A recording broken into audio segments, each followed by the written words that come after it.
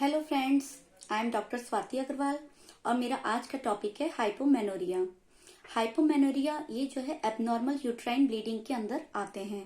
अब abnormal uterine bleeding क्या होती है? जब हमारे पीरियड्स नॉर्मल पीरियड्स से हटके या तो बहुत ज्यादा या बहुत कम या बहुत ज्यादा दिनों के लिए या लगातार जब ब्लीडिंग होती चली जाती है, ये सब एबनॉर्मल यूट्राइन ब्लीडिंग के अंतर्गत आती है। अब इसी में हाइपोमेनोरिया यानी पीरियड्स अपने 2 दिन से भी कम, केवल 1 दिन के लिए या 1 दिन में भी बिल्कुल स्पॉटिंग होना या बहुत कम ब्लीडिंग होना, और ये ब्लीडिंग एक पैड भी खराब ना होना, यानी 5 ml से कम अगर ये ब्लीडिंग रहती है तो इसे हाइपोमेनोरिया की कंडीशन कहते हैं। अब इसके क्या क्या रीजन होते हैं? इसके 3 मुख्य रीजन होते हैं: लोकल रीजन, सिस्टमिक रीजन और एंडोक्राइनल रीजन। तो सबसे पहले आते हैं हम लोकल रीजन में। लोकल रीजन में या तो अगर वो लेडी बार बार सफाई कराती है, जिसे हम अबॉर्शन भी कहते हैं, जिसकी वजह से बच्चेदानी की परत को बार बार जब हटाया जाता है या खुरचा जाता है तो उससे क्या होता है, उसमें रेशे रेशे डेवलप हो जाते हैं, एडिशन डेवलप हो जाते हैं, जिन्हें हम साइनेकी भी कहते हैं, और ये एशरमैन सिंड्रोम के अंतर्गत भी आते हैं। इसमें ये बिल्कुल जुड़ जाती है बच्चेदानी की दोनों लेयर्स और इनमें रेशे डेवलप हो जाते हैं, एडिशंस डेवलप हो जाते हैं, जिसकी वजह से ब्लीडिंग जो है बिल्कुल कम हो जाती है या बिल्कुल ना के बराबर होती है और ये हाइपोमेनोरिया वाली कंडीशन डेवलप होती है। फिर कुछ आते हैं एंडोमेट्रियल टीबी। इसमें सेकंड आता है एंडोमेट्रियल टीबी हो जाने की वजह से भी एक हाइपोमेनोरिया की कंडीशन डेवलप हो जाती है।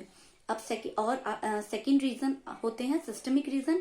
इसमें अगर फीमेल की बॉडी इतनी वीक है, इतनी माल नरिश्ड है, जब माल न्यूट्रिशन की कंडीशन में जो है हाइपोमेनोरिया की कंडीशन डेवलप हो जाती है।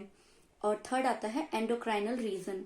इसमें क्या होता है, हार्मोनल डिसबैलेंस होना एक मेन है, जिसमें भी थायराइड का डिसफंक्शन होना।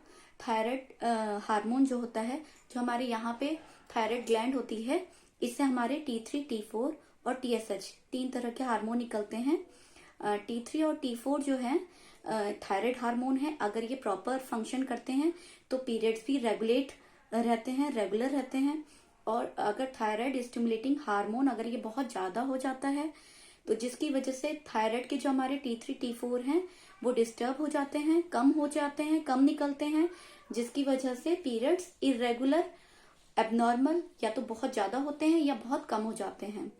जब बहुत कम हो जाते हैं तो वही ये हाइपोमेनोरिया की कंडीशन डेवलप हो जाती है। एक इसमें प्री मेनोपोजल कंडीशन भी आती है। प्री मेनोपोजल यानी मेनोपोज वो फेज है 45 से लेकर 55 जब विमेन की बॉडी में पीरियड्स बंद होने का समय होता है।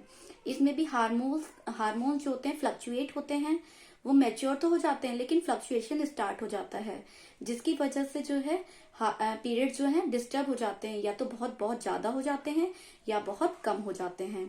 जब बहुत कम होते हैं अपने 1 दिन के लिए होना या स्पॉटिंग या हल्की सी ब्लीडिंग होना, तो जिसे हम हाइपोमेनोरिया की कंडीशन कहते हैं। और इसी में थर्ड आता है OCP का लगातार सेवन करना।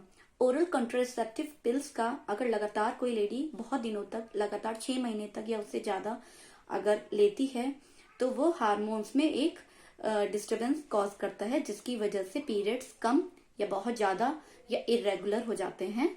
और अगर बहुत कम होते हैं तो ये हाइपोमेनोरिया की कंडीशन डेवलप हो जाती है।